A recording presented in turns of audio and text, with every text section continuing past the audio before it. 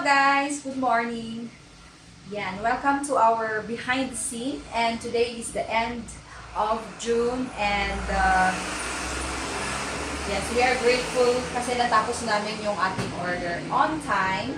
Ipapack na lang natin siya, tapos isend natin this lunchtime. Yan, so we already finished the dragon fruit, the strawberry, blue turnip, chia, hibiscus, appleberry, and honey lemon blend. So 7 blends lahat. We finished 700 sachets. Yay!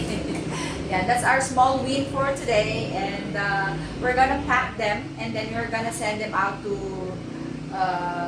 Sayangan at here in Benguet, Karatig probinsya natin. Yan, so i-send natin siya via van.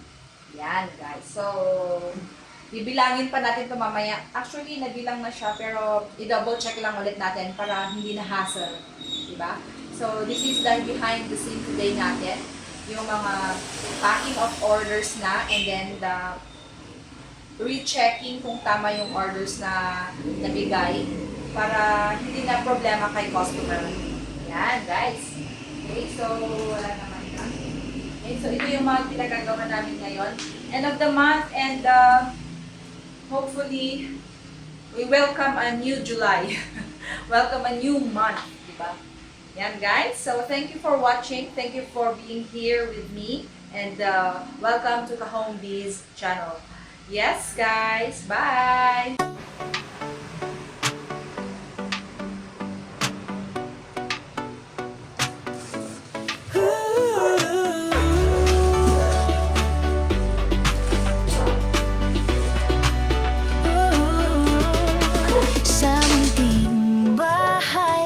Nagsimula, may pangarap na kay taas ng lipad.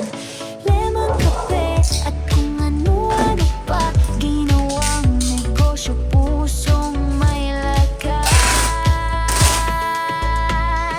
Kaka-home business, yan tayo'y iisa.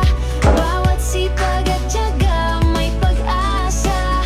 Mula lokal hanggang sa buong mundo, tuloy ang laban, pangarap ay totoo.